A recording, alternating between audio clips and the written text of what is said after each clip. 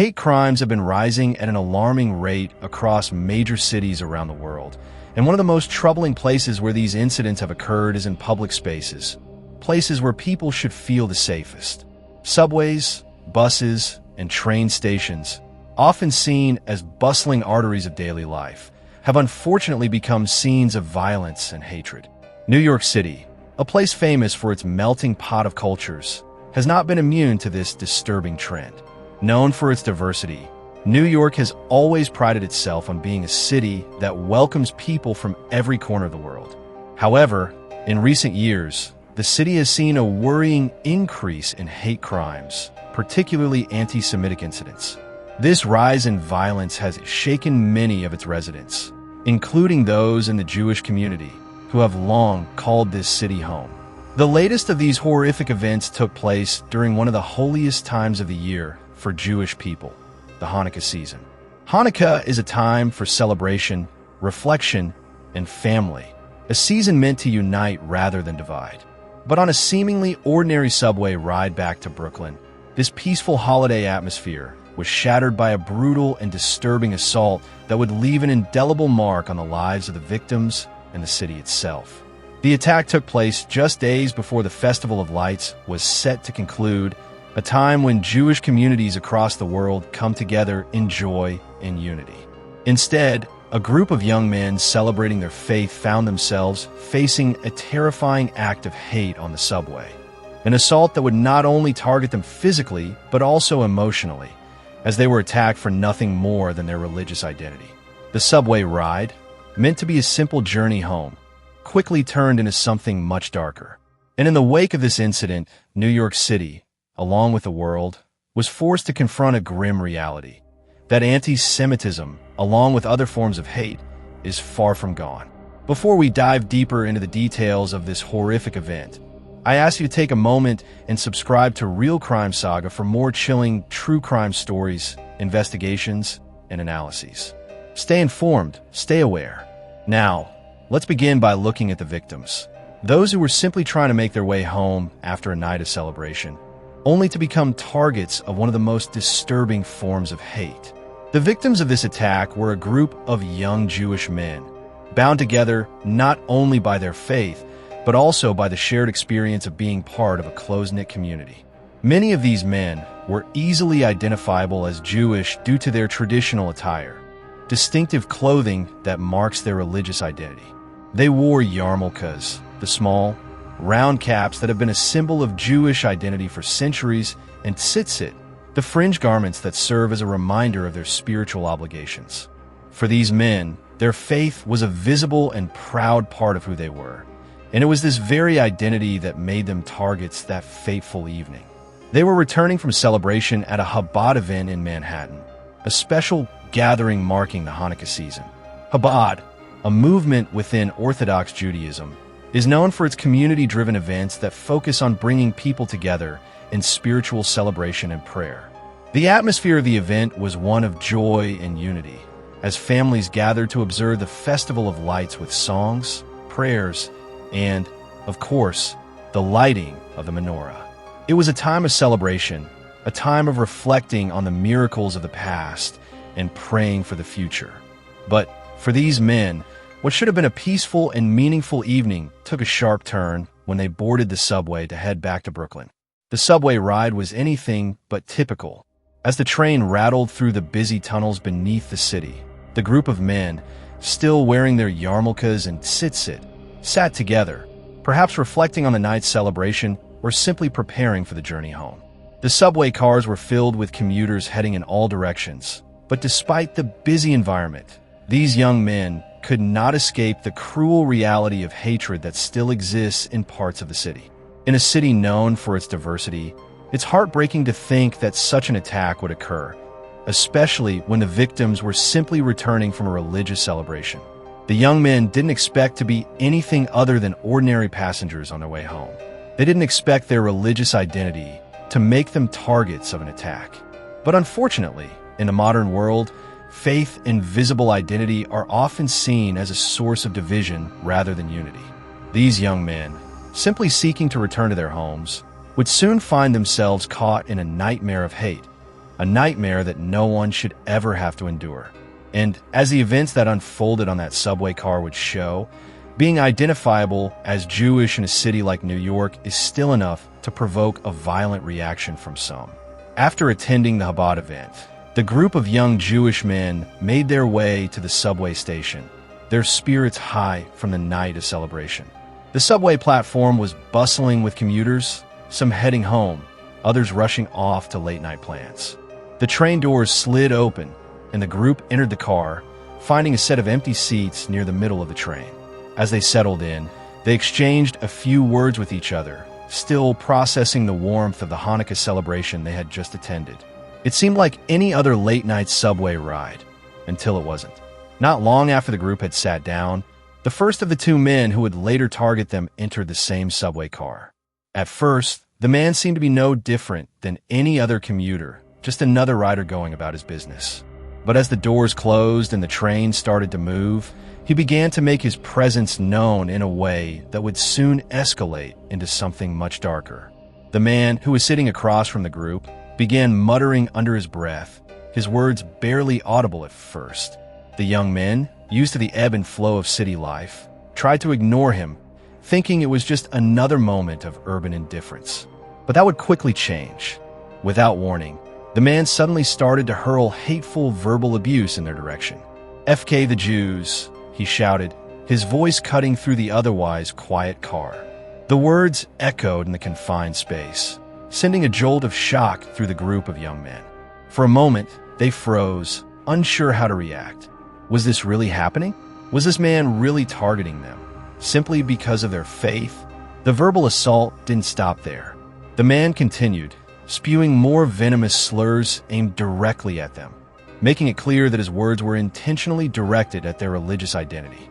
His voice grew louder, the words more aggressive, and the atmosphere in the subway car shifted. What had been a calm ride was now thick with tension, the air heavy with hostility. The group of young men sat still, trying to remain composed, but it was clear that the situation was rapidly escalating.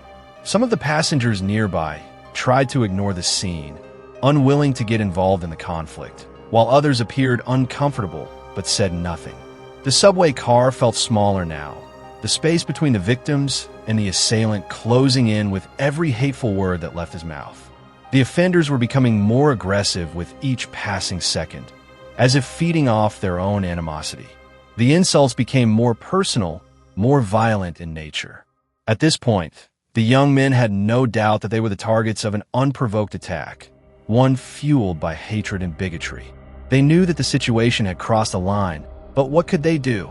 The subway was moving fast, and they were stuck in the middle of a confrontation they had never imagined they would face that night. The attack, in its verbal form, was a chilling reminder of how easy it is for hate to find a voice in public spaces, and how quickly things can spiral into something far more dangerous. With every hateful slur, the tension in the car reached a breaking point. The young men felt the weight of being singled out, not for anything they had done, but for who they were. And this was just the beginning. What had started with words would soon escalate in ways they couldn't have foreseen. What had started as a stream of hateful words quickly escalated into something much more dangerous. The venomous slurs the young men had been subjected to were no longer confined to the realm of verbal abuse. The tension in the subway car, already thick with hostility, suddenly began to feel suffocating. It was clear that the attacker was not just expressing his hatred through words. He was preparing to make his presence felt in a far more physical way. One of the men who had been shouting at the group stood up from his seat, his eyes wild with rage. The movement caught the attention of everyone around them, and the atmosphere inside the train car shifted dramatically.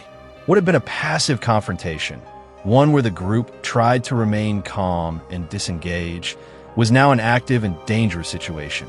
The attacker moved closer to the group, no longer content to remain seated or confined to his corner. His words grew even more threatening, and his body language became more aggressive.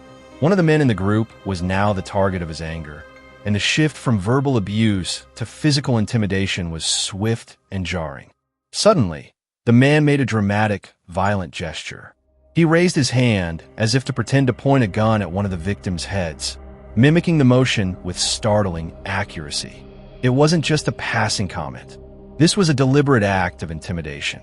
He was acting out his anger, pretending to execute an act of violence right in front of them. For a moment, it felt as though the world inside the train car had gone silent, and all eyes were on this shocking display. The victim, now visibly shaken, instinctively recoiled. The gesture was unmistakable. This man was not just spewing hateful words anymore. He was physically threatening the young man, trying to instill fear and terror. The attackers were no longer satisfied with mere words.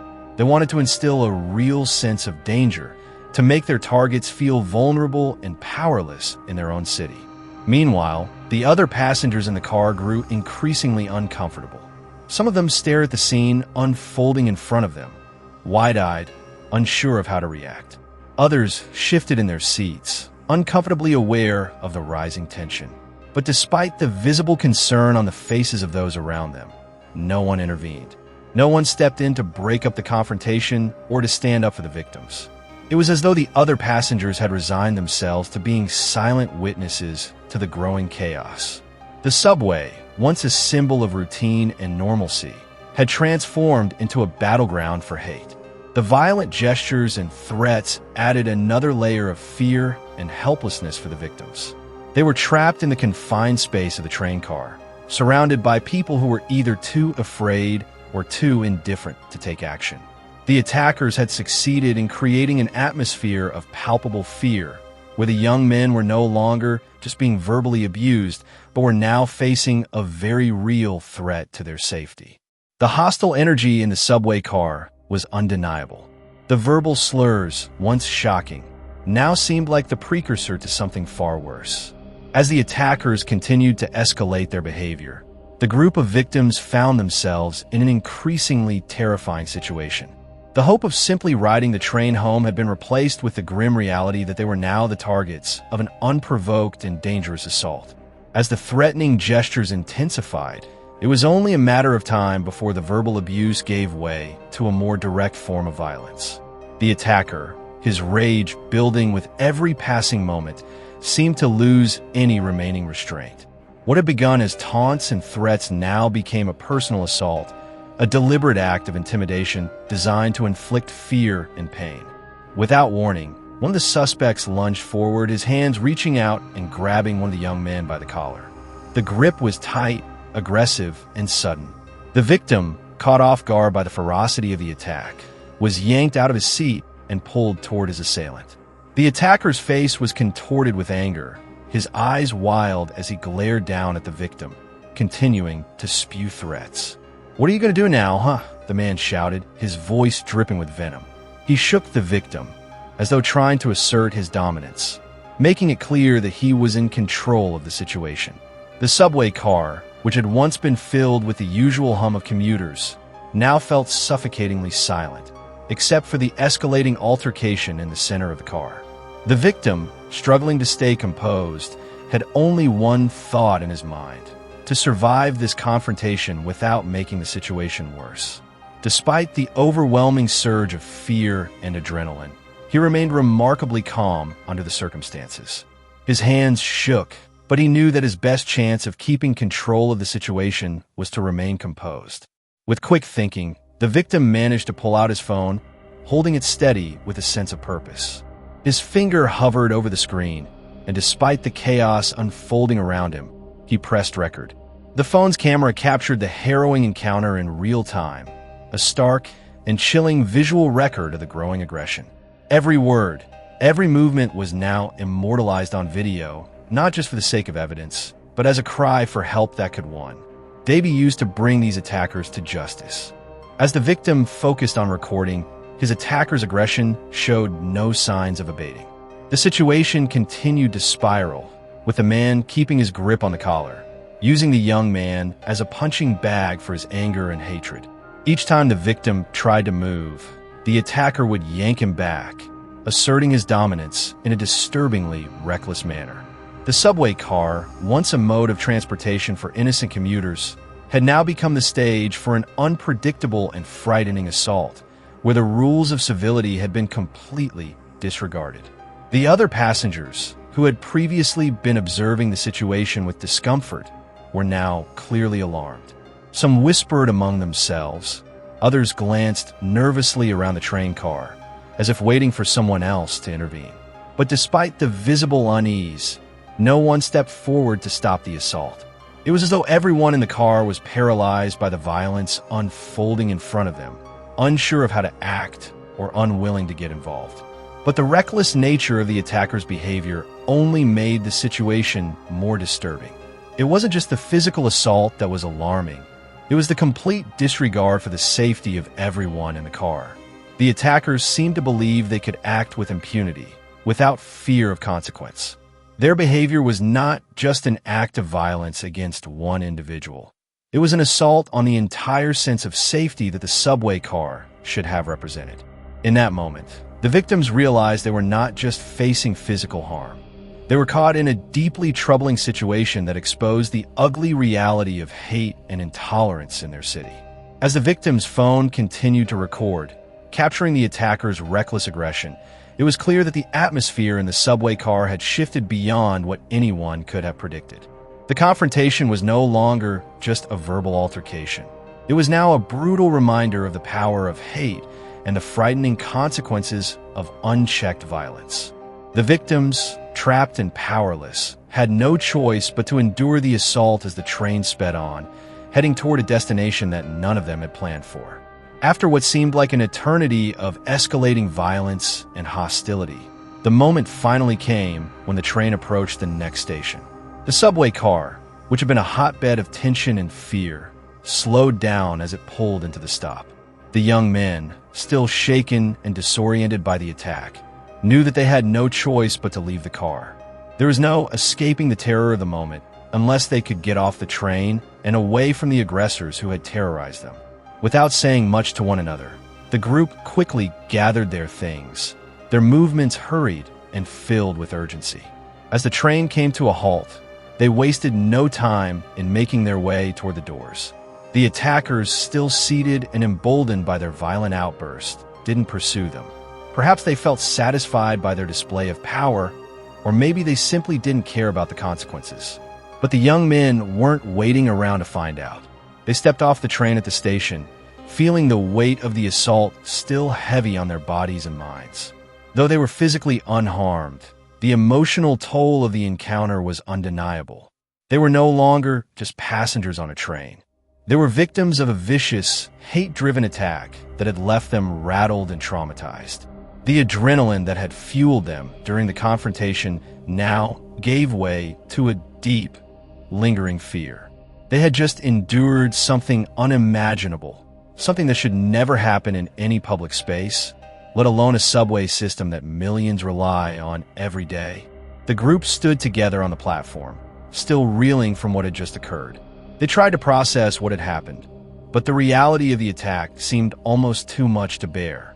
They had been assaulted, humiliated, and targeted for no reason other than their religious identity. The fact that they had been identified as Jewish by their attire had made them instant targets, a disturbing reminder that even in one of the most diverse cities in the world, hatred could still fester and rear its ugly head. As they stood there, waiting for the next steps, the impact of the attack began to settle in. The fear they had felt during the assault was still fresh, and the trauma of being publicly humiliated weighed heavily on them. Being targeted because of their faith, something they had no control over, left a scar that no amount of physical safety could erase. It wasn't just the fear of physical harm. It was the realization that they had been made to feel less than human, simply because of who they were. The emotional trauma of being singled out, taunted, and threatened was something they would carry with them long after the subway doors had closed behind them. For the victims, the incident wasn't just a physical attack. It was a public degradation of their identity. The feeling of being exposed, of being humiliated in front of strangers for their beliefs, left them questioning the safety of their own city. New York, a city they called home, suddenly felt much less welcoming, its streets and public spaces far more dangerous than they had ever imagined. But the aftermath wasn't just internal. The victims knew they had to act. They immediately called the police, reporting the assault and the hateful slurs they had endured. In a way, the act of reporting the attack was a small step toward reclaiming their sense of agency. They weren't going to let their experience go unchallenged, and they would ensure that the incident was documented. They were not going to allow the attackers to walk away unscathed, knowing full well that without accountability, such hatred would continue to fester in the shadows of the city. The mental and emotional scars would take time to heal, but in the days that followed, the victims began to find solace in knowing they had taken the necessary steps to bring attention to the hate they had faced. Yet, despite their strength in speaking out, the incident would forever mark them, a painful reminder that no one should have to endure such attacks in their own community, simply because of who they are. The ordeal was far from over for the young men, but their immediate decision to report the assault to the authorities marked the first step in their pursuit of justice. Shaken but determined, the group made their way to the nearest police station, where they shared the full details of the terrifying encounter they had just experienced on the subway. They explained how they had been targeted for their religious identity, how the verbal abuse had escalated into physical violence, and how the assailants had threatened them with gestures that mimicked a gun to the head. The NYPD took the report seriously, immediately opening an investigation into the incident. The young men on that train had become the latest victims in a disturbing trend, where hatred for Jews wasn't confined to the fringes, but was actively spilling into public spaces that should have felt safe for everyone. Jewish community leaders and activists had long warned about the dangers of rising antisemitism. They had called for greater vigilance, for more robust legal protections, and for a cultural shift toward tolerance and understanding. But despite these calls for action, the trend continued to worsen. In response, organizations and advocacy groups had started ramping up their efforts to address the issue, offering support for victims of antisemitism, lobbying for stronger hate crime laws, and working to raise awareness in both Jewish and non-Jewish communities about the danger of allowing such hatred to fester. The impact of these attacks extended far beyond the victims themselves. Every member of the Jewish community who heard about these incidents felt the sting of discrimination and the fear that it could happen to them next. The broader society, too, was forced to confront the uncomfortable reality of rising hate and the importance of addressing it head-on. This was not just a Jewish issue. It was a human issue, one that demanded action from all corners of the city, from law enforcement to lawmakers, to ordinary citizens who had a responsibility to stand against hatred in all its forms. For the victims of the subway attack, the physical wounds may have healed over time, but the emotional scars would linger long after the incident. As they came to terms with the trauma of being singled out and attacked for their faith, they were also reminded of the broader societal issue that had made their experience possible. It wasn't just about a single attack. It was about a culture of hate that had taken root, and that, if left unchecked, would continue to threaten the safety and dignity of communities all across the city. The young men who were directly impacted by the subway attack in New York City were, understandably, deeply shaken by the violent encounter. For them, what should have been a routine subway ride home after a night of celebration turned into a traumatic experience that would forever alter their sense of safety and well-being. In the days following the assault, the victims found themselves grappling with the emotional toll of what had occurred. One of them, in an interview with local reporters, expressed the profound shock he felt after the attack. "We were just coming back from a celebration, a joyful occasion for our community, and to be singled out for no reason other than our faith. Our religion was something I couldn't comprehend at first," he said. "It wasn't just the physical threat, it was the humiliation. We were being attacked in public, in front of strangers, because we were identifiable as Jews. It's something I'll never forget." The emotional toll of such an attack is often underestimated. While physical injuries can heal, the psychological scars run much deeper. For the victims, the traumatic event lingered long after they had left the subway station. They spoke of a deep sense of violation, of feeling unsafe in what should have been an ordinary space. The fear that they would encounter similar hostility again, and that others might not intervene, was unsettling. One victim recounted feeling a constant sense of unease, not just in public spaces, but even in places where they once felt comfortable. You start questioning everything. You start looking around and wondering if anyone else is thinking what those men were thinking. If they're going to attack you too, just because of what you wear or who you are, he shared. But the impact of the attack wasn't confined to the victims alone. Their families, too, were left reeling. The parents of the young men expressed how difficult it was to process that their children, who had always felt safe in New York City, had been subjected to such hate. "We raised our children in this city because it was a place where diversity was celebrated," one father said. "But now, to think that my son could be targeted just because of his religion, just for wearing yarmulke, it's heartbreaking. It makes you question everything. What kind of city are we becoming?" For the families, the incident was a painful reminder of how visible religious identity can make someone target. Their children weren't just victims of a random crime. They were victims of targeted hatred. The emotional distress caused by such an attack is compounded by the knowledge that this could happen again to anyone who is identifiable as Jewish, whether on a subway or simply walking down the street. The victims' experiences also mirrored a broader feeling within the Jewish community in New York and beyond.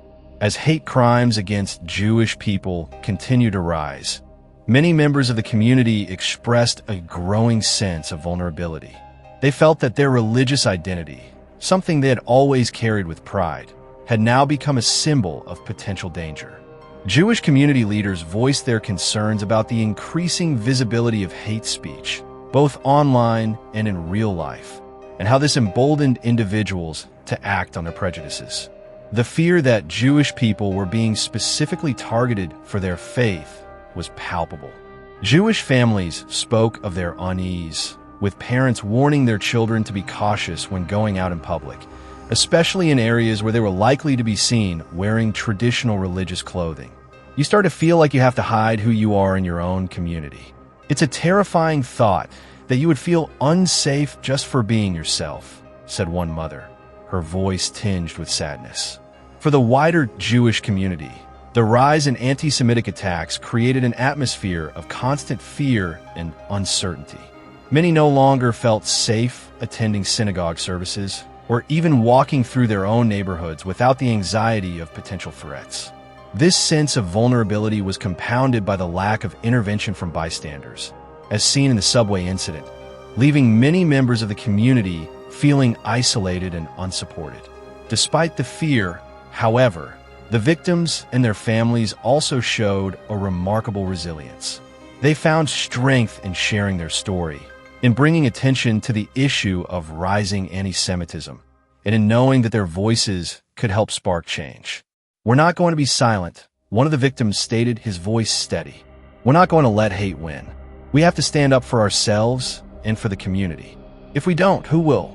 The attack on the subway was not just a blow to the victims themselves, but to the entire Jewish community, who are now forced to live with the reality that being identifiable as Jewish makes them vulnerable to attack.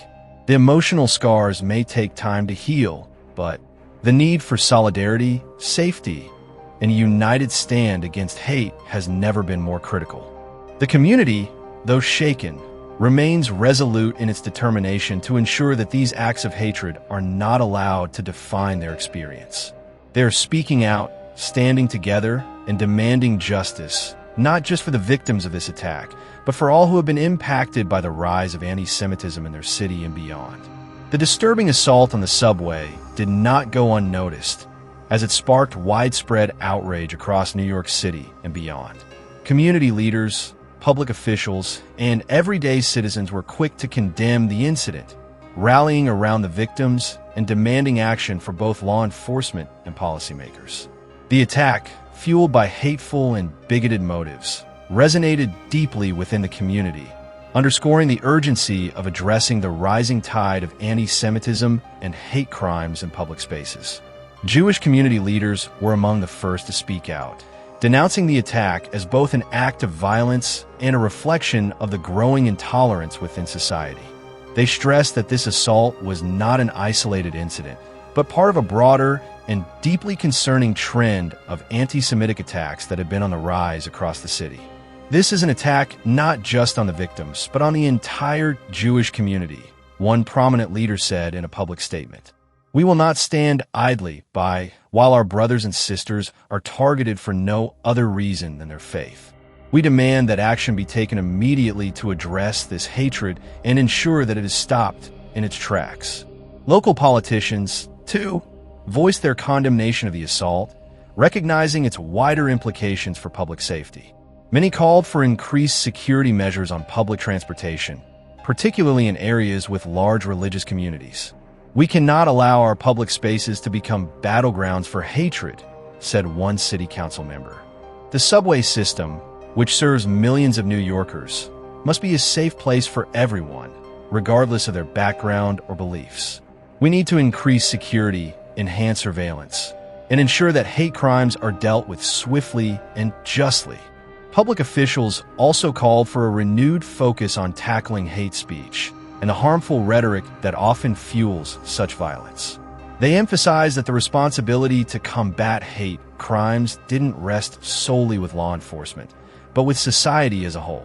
There was a collective push to hold those responsible for spreading hate accountable, with many advocating for stronger legal consequences for perpetrators of hate speech. We need a zero-tolerance policy for hate, another official remarked. Words lead to actions, and we cannot allow this kind of hatred to thrive unchecked in our city. We must send a clear message that New York will not tolerate anti-Semitism or any form of discrimination. Beyond the immediate community of Jewish New Yorkers, the public reaction was one of collective solidarity. People from all walks of life expressed their outrage and support for the victims. Religious leaders from various faiths spoke out against the attack, framing it as a violation of basic human decency. Across social media platforms, hashtags of support for the victims went viral, with many offering messages of love, solidarity, and hope for justice. The demand for justice was loud and clear. The public was unified in its call for swift action, both in holding the attackers accountable and in ensuring that such incidents would not be repeated. People emphasized that this was not just an attack on a group of Jewish men, but on the very values that make New York City a beacon of diversity and tolerance. What happened on that subway affects us all, one local resident shared. We all need to stand up against hate. If we don't, we are complicit. For the victims, this outpouring of support from the public and leaders alike was both comforting and empowering. It affirmed that they were not alone in their fight for justice. As the investigation moved forward and the NYPD worked to identify the suspects, the victims and their families found strength in the widespread community backing they received. The public reaction was a reminder that when one community is targeted by hate, all communities are affected, and it is only through solidarity and collective action that such hatred can be eradicated. Ultimately, the reaction to the subway attack made it clear that there was a strong, unified commitment to ensuring the safety and dignity of all New Yorkers, regardless of their faith, ethnicity, or background. As the victims' voices were amplified through the public support, the demand for justice and for stronger measures to combat hate crimes became an undeniable force. This was a defining moment, not only for the Jewish community, but for everyone who believes in the values of tolerance, respect, and unity. The incident had galvanized the city in ways that would hopefully lead to lasting change. The violent assault on the NYC subway was more than just an isolated act of hatred. It was a disturbing manifestation of a much larger and troubling pattern of hate-driven attacks against vulnerable communities. Over the past few years, antisemitism, along with other forms of discrimination, has increasingly found a voice in public spaces. What should have been a peaceful subway ride home for a group of young Jewish men became a shocking reminder of how quickly hate can escalate into real violence. Sadly, this attack is not an anomaly. It is part of a broader surge of hate crimes that have targeted people based on their religion, race, or identity. The incident exemplifies a pattern that is being seen across New York City and many other parts of the world. Hate crimes have become more frequent, and those targeted often find themselves not just physically attacked, but also emotionally scarred by the experience of being singled out and publicly humiliated for their beliefs. These attacks, though varied in their nature, share a common thread. They are rooted in the intolerance of others and a refusal to accept the diversity that makes our community stronger. Whether it's racism, anti-Semitism, or any other form of bigotry, these acts of hatred diminish our collective humanity and threaten the very fabric of our society. In the face of these rising tides of hate, the need for tolerance, understanding, and solidarity has never been more urgent. As a society, we must strive to create spaces where every individual feels safe to express their identity without fear of discrimination or violence. This assault on the subway is a stark reminder that we must be vigilant in our fight against hate, but also proactive in fostering environments of inclusivity, empathy, and respect. We must educate ourselves and our communities about the harm caused by intolerance and take decisive steps to ensure that every person, regardless of their background, feels valued and respected. One of the most powerful tools in the fight against hate is the act of speaking out. Reporting hate crimes is not just an important legal step, it is a moral one. When we stand up for one another, when we refuse to let hate go unchecked, we send a clear message that such behavior will not be tolerated. Each individual has a role to play in combating discrimination, and the courage to speak out against hate can make a lasting difference. To the viewers of this story, I encourage you to remain vigilant, to report any incidents of hate or violence that you witness, and stand in solidarity with those who are vulnerable. Together, we can build a society where everyone feels safe and valued, a society where diversity is celebrated rather than feared. The fight against discrimination and violence is ongoing, but with each act of kindness, each word of support, and each stand for justice, we move closer to a world where hate is no longer a driving force in our public spaces. Let us not forget, the true strength of any society lies in its ability to unite, to respect each other's differences, and to protect the rights and dignity of all its members. As we continue to face these challenges, let us be the ones to lead by example, fostering understanding, building bridges, and standing up for what is right. Only then can we hope to create a world free from hatred, where every individual is free to live without fear.